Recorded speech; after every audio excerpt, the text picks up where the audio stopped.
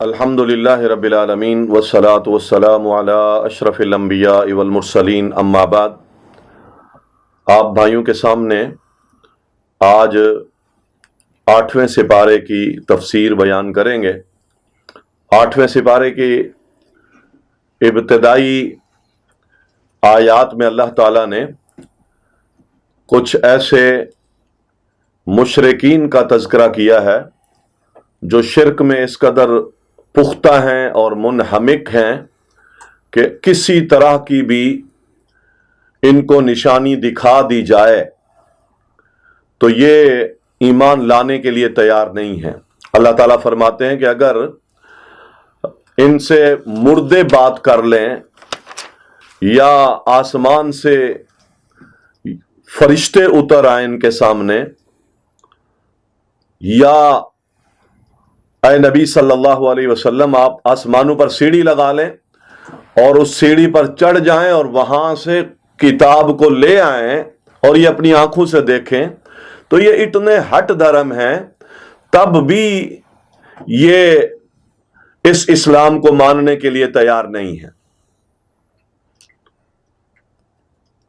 ازلی بدبخت لوگ ہیں یہ کہ کوئی نشانی، کوئی معجزہ اور کوئی حکمت کی بات ان پر اثر انداز نہیں ہوگی۔ اللہ تعالیٰ نے اسی ضمن میں اپنے مقدس کلام میں آگے ارشاد فرمایا ہے کہ اللہ تعالیٰ جس سے بھلائی کا ارادہ چاہتا ہے فَمَن يُرِدِ اللَّهُ أَن يَهْدِيَهُ يَشْرَحْ صَدْرَهُ لِلْإِسْلَامِ، اللہ تعالیٰ جس کے ساتھ بھلائی کا ارادہ چاہتا ہے اس کے لیے اللہ تعالیٰ اس کے سینے کو اسلام کے لیے کھول دیتا ہے۔ اسلام کے لیے سینے کا کھل جانے کا مطلب یہ ہے کہ اللہ تعالیٰ اس کو حق بات سمجھا دیتا ہے، حق بات قبول کرنے کی استعداد عطا کر دیتا ہے۔ بات کو سنا اور سمجھ لیا، دل میں اتر گئی، قبول کر لی، اور جس کے ساتھ اللہ تعالیٰ شر کا ارادہ کرتا ہے اور جسے اللہ تعالیٰ گمراہ کرتا ہے، اللہ تعالیٰ اس کے سینے کو تنگ کر دیتا ہے۔ سینے کے تنگ کرنے کی پھر مثال ایسے دی، کوئی شخص اگر چڑھائی پر چڑھتا ہے تو ظاہر ہے چڑھائی پر چڑھتے ہوئے اس کی بڑی پاور خرچ ہوتی ہے اور آکسیجن بھی کم ہو جاتی ہے، تو وہ اس کا سانس پھول جاتا ہے۔ تو جو لوگ اللہ تعالیٰ کی بات کو قبول نہیں کرتے، ان کے قبول نہ کرنے کو اللہ تعالیٰ نے ان کے سینے کی تنگی کے ساتھ تشبیہ دی ہے۔ سینہ تنگ ہے، بات سنی ہے مانی نہیں، رد کر دی، اور گناہ پر گناہ کیے جا رہا ہے، اور اسلام کی بات پر دل میں فوراً کجی محسوس شروع ہو جاتی ہے، قلق محسوس شروع ہو جاتا ہے۔ یہ اس بندے کے گمراہ ہونے کی علامت ہے، اور گناہ پر گناہ کرتا ہے حتیٰ کہ گناہوں کے ڈھیر میں غرق ہو جاتا ہے۔ اللہ تعالیٰ فرماتے ہیں کہ كَذَلِكَ يَجْعَلُ اللَّهُ الرِّجْسَ عَلَى الَّذِينَ لَا يَعْلَمُونَ، اس کے گناہ ایسے ہی ہیں جیسے یہ کسی گندگی کے اندر پڑا ہوا ہو۔ گناہوں کو تشبیہ دی ہے اس گندگی کے ساتھ۔ تو یہاں دو علامتیں بیان کی، ایک علامت تو یہ کہ آپ کے سینہ اللہ تعالیٰ نے اسلام کے لیے کھول دیا ہے۔ اس کی دلیل کیا ہے کہ نیکی کا کام، خیر کا کام، اچھائی کا کام آپ کا دل فوراً ایکسپٹ کر لیتا ہے، مان لیتا ہے۔ اور گمراہی کی دلیل کیا ہے؟ گناہ پر گناہ ہو رہا ہے، گندگی کے ڈھیر میں، ضلالتوں کے ڈھیر میں، نجاستوں کے ڈھیر میں دن رات غوطہ زن ہے، اور اسلام کی بات آ جائے تو سانس پھول جاتا ہے، چہرے پہ شکن آ جاتی ہے، تو یہ گمراہی کی دلیل ہے۔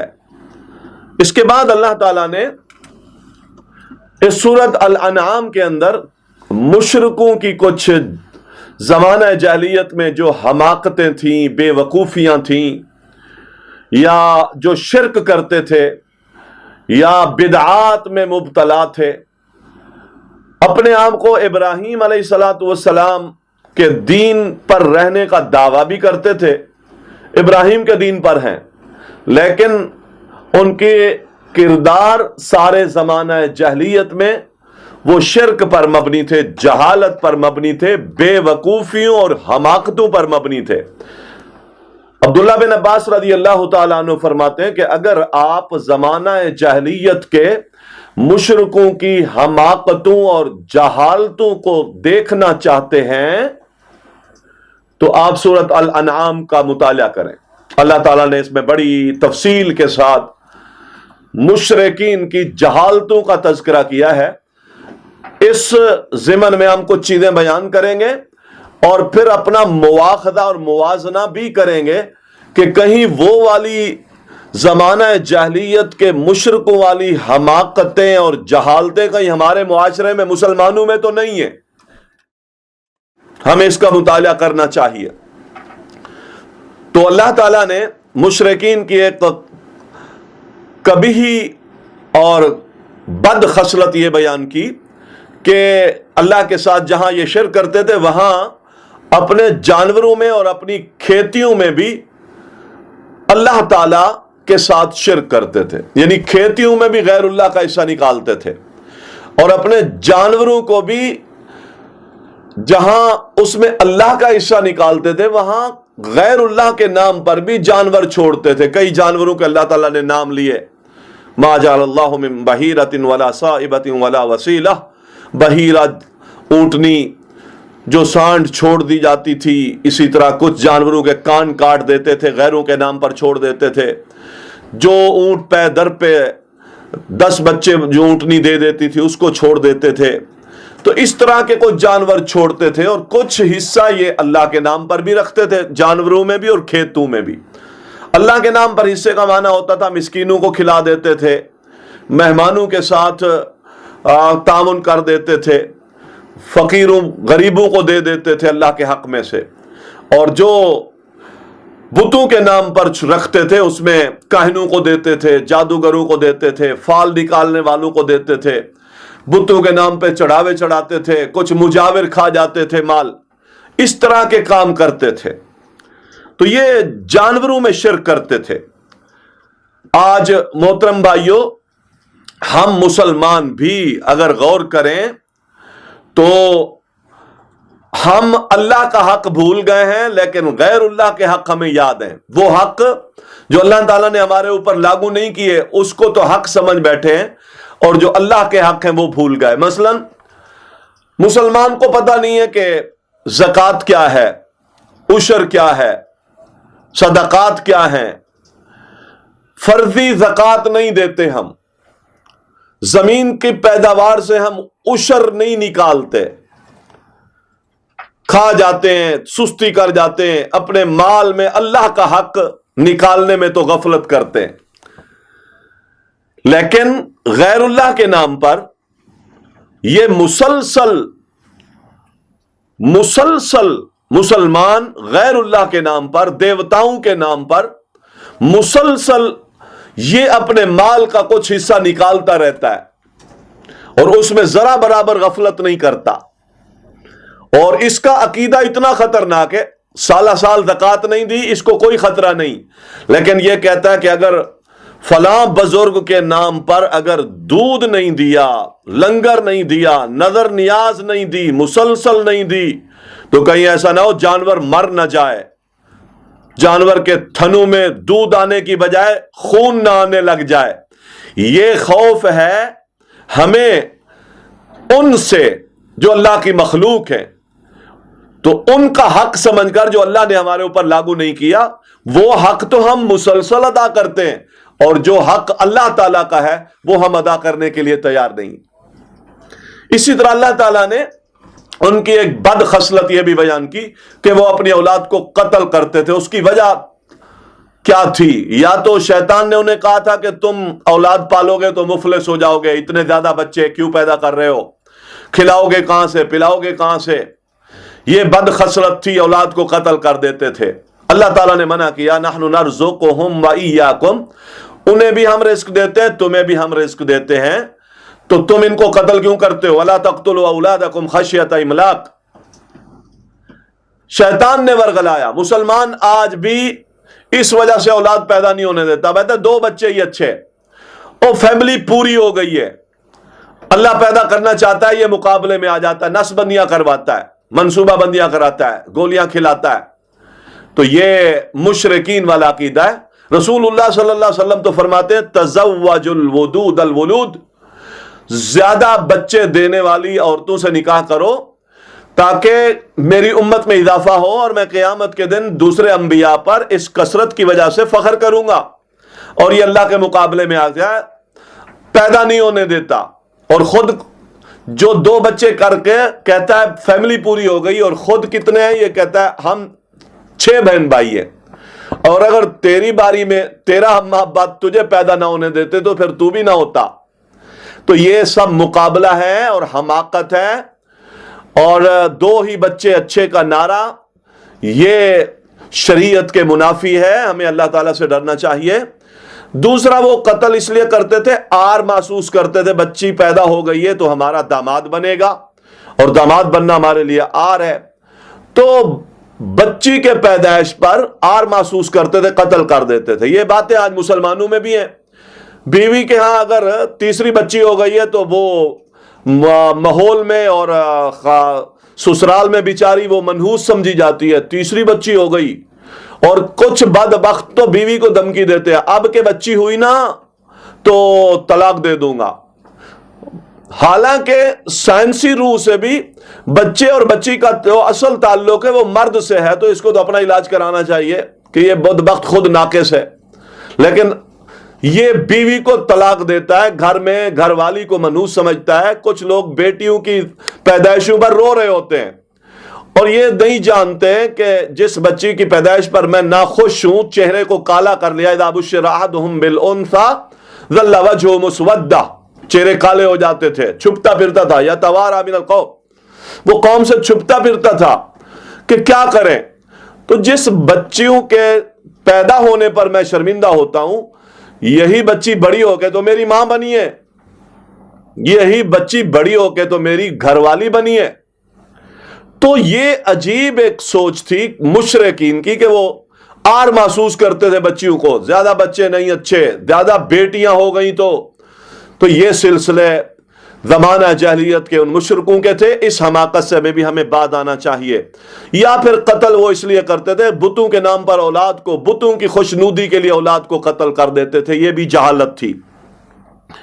اسی طرح محترم بھائیوں, کچھ وہ جانور ایسے فری چھوڑ دیتے تھے بتوں کے نام پر, جو کسی کھیتی میں جاتے تھے, کسی کھلیان میں جاتے تھے, جہاں گھومتے تھے لوگ ان کو چھیڑ خانی نہیں کرتے تھے. یہ خاص حصہ ہوتا تھا, وہ اپنے جانوروں کا نکالتے تھے, ان پر سواریاں نہیں کرتے تھے, ان کا گوشت نہیں کھاتے تھے. اس طرح کی حماقتیں بھی ان لوگوں کے اندر موجود تھیں, اور بعض جانوروں کو غیر اللہ کے نام پر ذبح بھی کرتے تھے. اب وہ جانور جو اللہ تعالیٰ نے پیدا کیا اس کو ذبح غیر اللہ کے نام پہ کرتے تھے, تو اللہ کی چیز غیر اللہ کے نام پہ نہیں دی جا سکتی.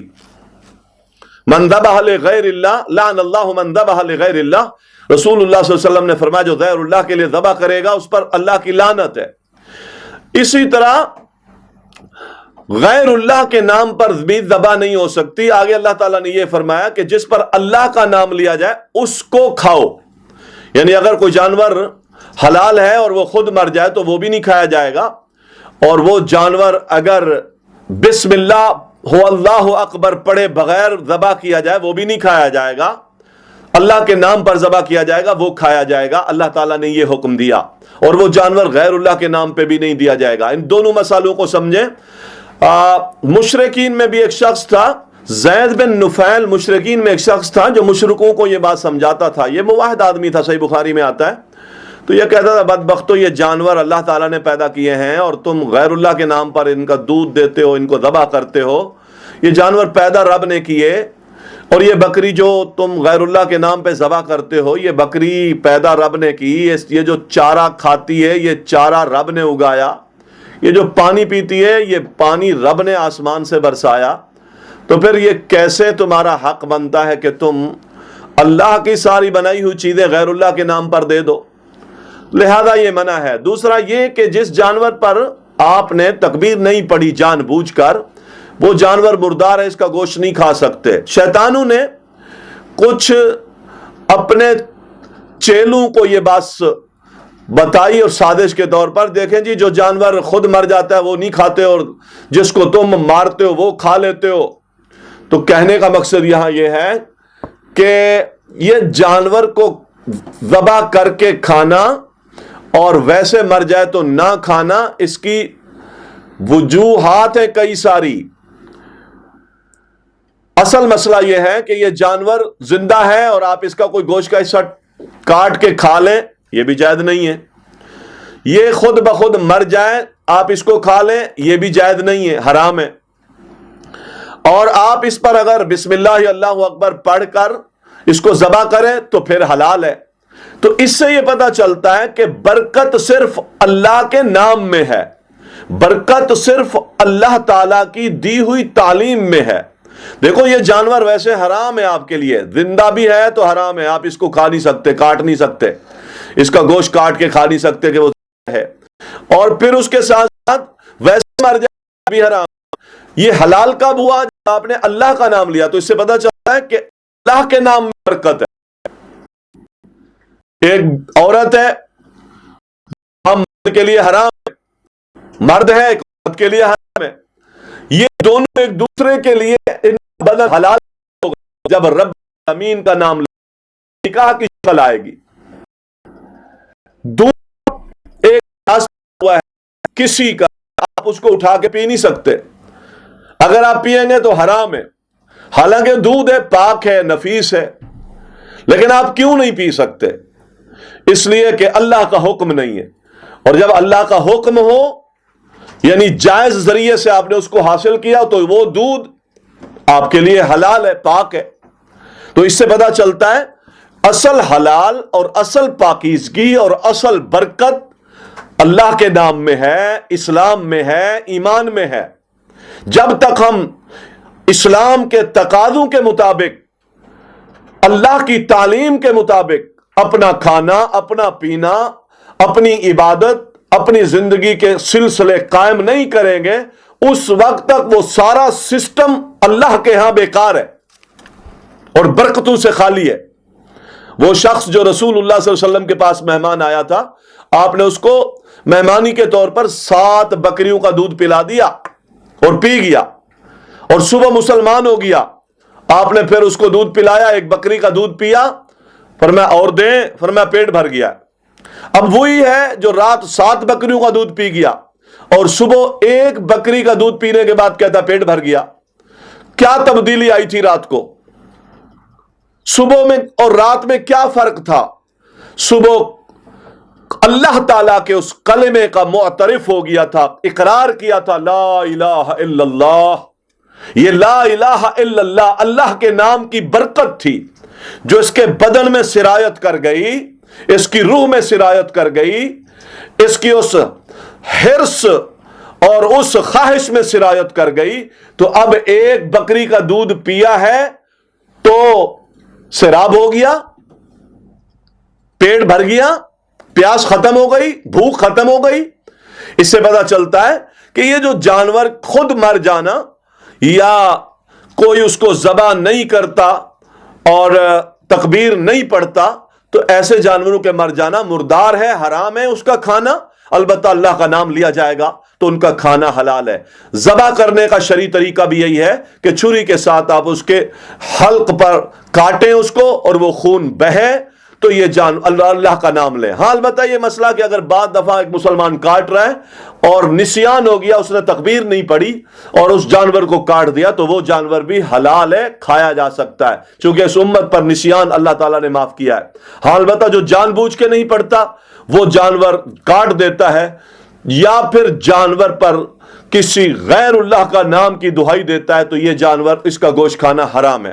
اسی طرح ناجائز ذرائع سے جانوروں کو کاٹنا، مثلا گرم پانی میں ڈبو کے مار دینا، کسی تیر دھار آلے کے ساتھ، تلوار کے ساتھ، آرے کے ساتھ ایک دم اس کی گردن کو اڑا دینا، کرنٹ لگا کر کے کسی جانور کو مارنا، تو اس طریقے سے جتنے جانور ذبح کیے جاتے ہیں ان کا کھانا حلال نہیں ہے، وہ جانور صحیح طریقے سے ذبح نہیں ہو۔ اس کے بعد اللہ تعالیٰ نے سورۃ پر کچھ اخلاقی باتیں بیان کی ہیں۔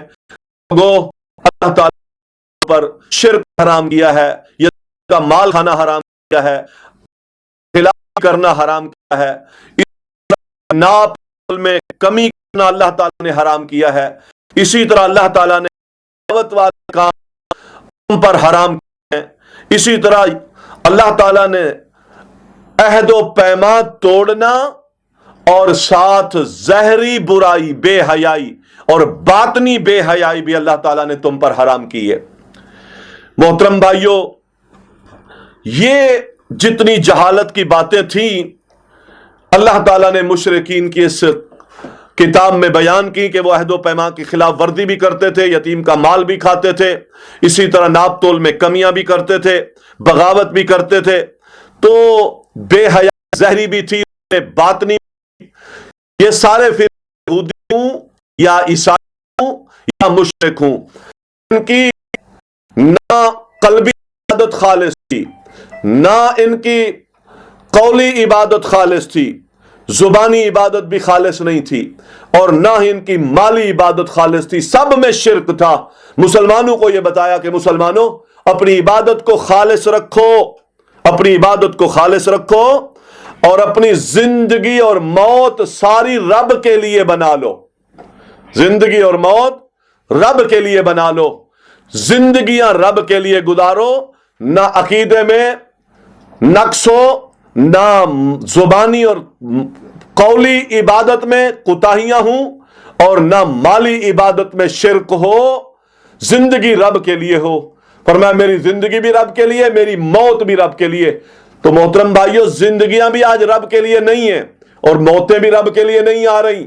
اگر زندگیاں ہماری رب کے لیے گزریں تو انشاءاللہ موتیں بھی رب کے لیے آئیں گی، اور اصل مدعا مسلمانوں سے اللہ تعالیٰ کا تقاضا یہ ہے کہ تمہاری زندگی، تمہاری موت، تمہاری قربانیاں، تمہاری نمازیں للہ رب العالمین، رب کے لیے ہونی چاہیے۔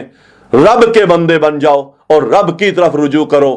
آخری بات محترم بھائیوں، رمضان کے حوالے سے اگر ہم چاہتے ہیں کہ ہماری زندگیاں رب کے لیے ہوں اور ان ساری باتوں کی روشنی میں، تو میں آپ کو ایک نصیحت کروں گا۔ اللہ کہتا ہے زہری گناہ بھی چھوڑ دے، باطنی گناہ بھی چھوڑ دے۔ تو اس رمضان میں اگر میں اپنے اصلاح کی طرف آنا چاہتا ہوں تو پھر میں کم از کم ایک باطنی گناہ اور ایک زہری گناہ، ایک گناہ، چونکہ گناہوں سے گناہوں کے راستے کھلتے ہیں، ایک گناہ کم از کم ایسا اس پر ضرب لگاؤں اور کٹ کروں اور اپنے اللہ سے عزم کروں، وعدہ کروں کہ اللہ یہ گناہ میرا زہری مجھ سے ہوتا ہے۔ مثلا میں جھوٹ بولتا ہوں، جھوٹ نہیں بولوں گا۔ کوئی ایک گناہ زہری اور کوئی ایک گناہ باطنی، اس کے بارے میں اپنے رب سے عہد و پیمان کریں کہ یا اللہ ہم یہ گناہ نہیں کریں گے۔ انشاءاللہ تعالی ہمارے کئی اصلاح کے دروازے اللہ تعالیٰ مزید کھول دے گا، سعادت کے دروازے کھول دے گا۔ کم از کم ایک گناہ زہری اور ایک گناہ باطنی جس کا لوگوں کو نہیں پتا اور میں کرتا پھر رہا ہوں، اور ہر وقت اس کے منصوبے ہوتے ہیں اور اس کا قلق میرے دماغ میں رہتا ہے، چھپتا پھرتا ہوں کہ یہ کہیں گناہ میرا زہر نہ ہو جائے۔ ایک گناہ زہری اور ایک گناہ باطنی، میں اس رمضان میں عزم کروں کہ انشاءاللہ ہمیشہ کے لیے میں نے اپنی زندگی سے ان دونوں گناہوں کو نکال دیا ہے۔ ایک گناہ کے بند ہونے سے کئی گناہوں کے دروازے بند ہو جائیں گے انشاءاللہ تعالی۔ اللہ تعالیٰ سعادت زندگی دے گا۔ اللہ تعالیٰ ہم سب کو سنت کے مطابق عمل کی توفیق فرمائے۔ وعلینا